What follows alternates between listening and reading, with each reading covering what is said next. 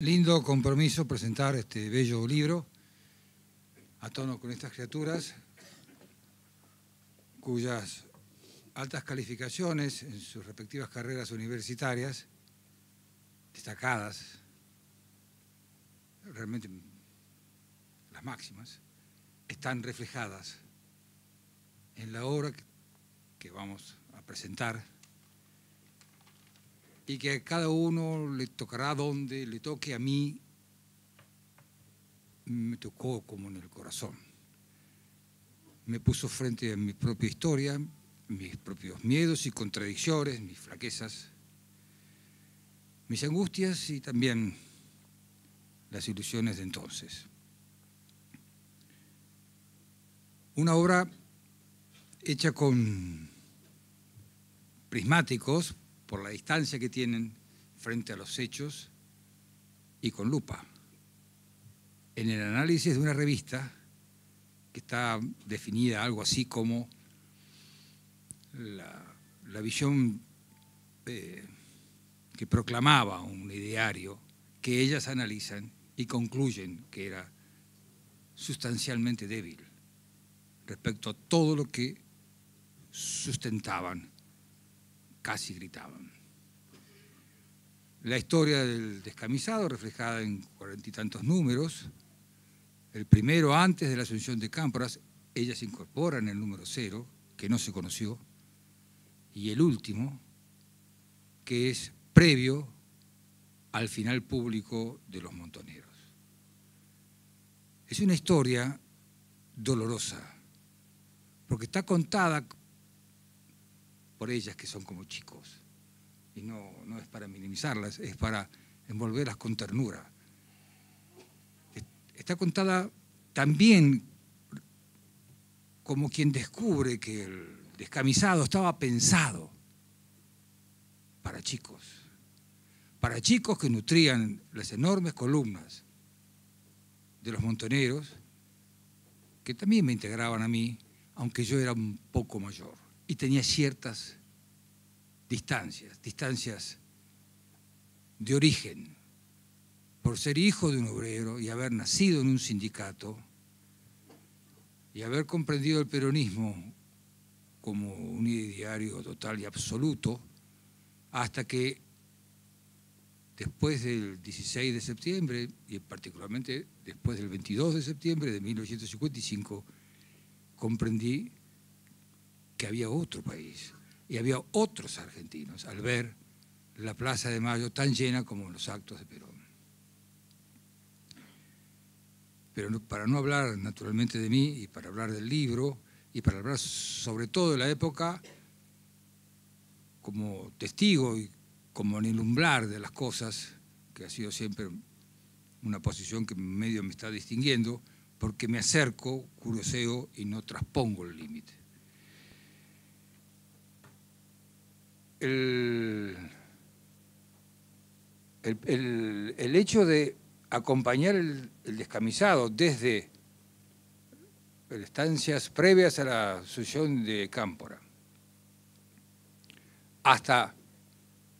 el crack que se produce en Plaza de Mayo, el 1 de mayo de 1974, incluye también una historia de un hombre agobiado, enfermo, cansado, que había llegado el 17 de noviembre de 1972 sustancialmente para resolver, en mi opinión, un acuerdo con el radicalismo y en particular con Ricardo Balbín, que se consumaría después de las reuniones que tuvo, incluso después de la reunión de Olivos, perdón, de la confitería Nino, y que llevaría a Balbín a saltar la tapia y a no jugar la opción antiperonista, en un acto de inteligencia compartida. Creo que promovida por Perón, pero de algún modo también adelantada por el propio Balbín, dado que el ministro del Interior, Arturo Monroy, ya ocupaba el cargo de la cartera de Interior, insisto, antes incluso de que llegara 1972, que es un año signado por violencias premeditadas equivalentes al 16 de de junio de 1955 como la masacre de Trelew del 22 de agosto del 72. La adicción de tener al radicalismo como la opción de salida electoral con votos antiperonistas, y Balbín acepta que no usaría esa variante, el radicalismo perdió las elecciones con Cámpora, que posiblemente hubiera ganado. Los votos se los llevó Manrique. Le faltaba el paso complementario de esto, que fue el retorno definitivo de Perón. Y se produjo Ezeiza, donde juega un papel importante Montoneros, porque forma parte del juego de los enemigos del peronismo y de Perón en particular. Los mismos que habían condicionado su gobierno y lo empujaron hasta la caída en el 55, estaban preparados para evitar que volviera, así como se había producido la matanza de Trelew.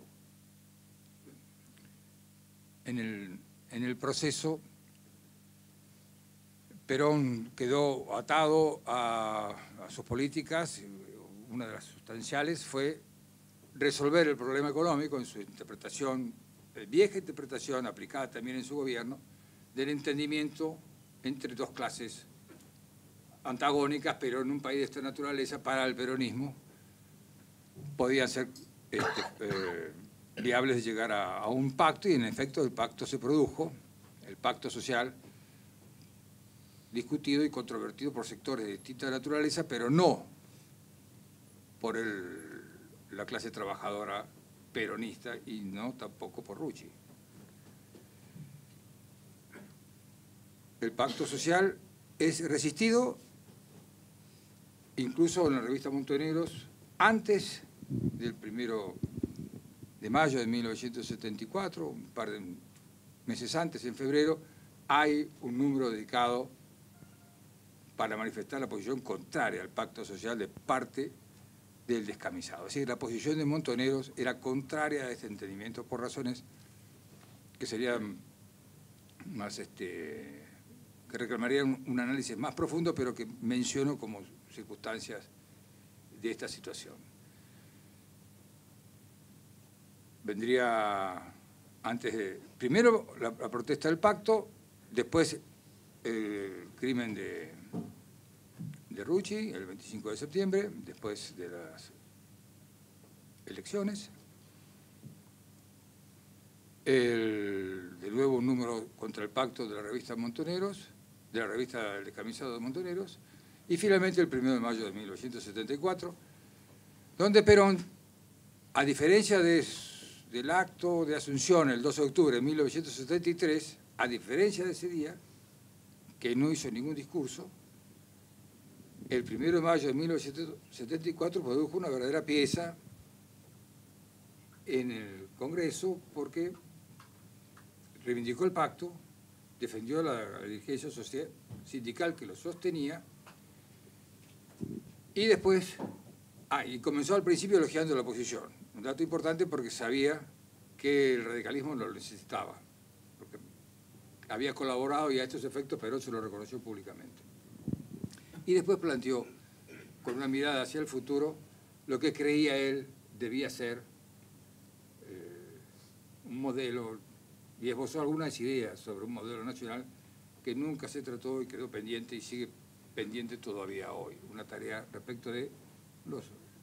rasgos de identidad de un país en sus aspectos productivos y de ubicación en el mundo. Cuando fue a la Plaza de Mayo, como una escena propia de una película, Perón se enoja con las fuertes columnas montoneras que ocupaban parte de la plaza. Enfrente estaban los representantes de la burguesía sindical, para llamarlos en el lenguaje de la época, confirmado por el tiempo, por otra parte, como una realidad. Y sin enojos, salvo el arrebato de Perón, que tenía antecedentes de perder la calma en determinadas circunstancias desde el balcón, salvo Perón, las columnas de Montenegro, de la JP, en fin, todo lo que expresaba ese sector, giraron sobre sus talones, dieron vuelta, bajaron las banderas y se fueron. Es penoso porque con todos sus errores daba la sensación de que Perón quedaba solo, más allá de los errores, insisto, de esta organización. El libro trata de estas cosas, los documenta,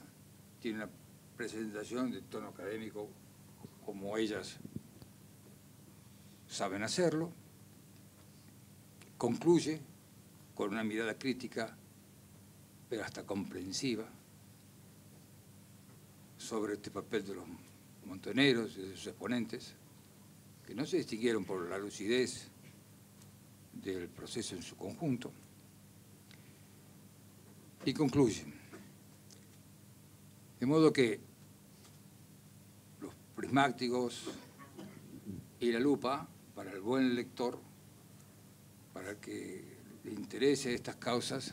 sirven porque lo han puesto ellas con absoluta responsabilidad, con un tono de redacción agradable, periodístico, sin enojos, como quien cuenta, sin tomar partido, pero sí perfilando su propia interpretación. No solamente los prismáticos y la lupa reflejan este trabajo que es absolutamente recomendable, como dice Colominas, sino que detrás se nota una nutrida biblioteca y un apellido que las honra. Muchas gracias.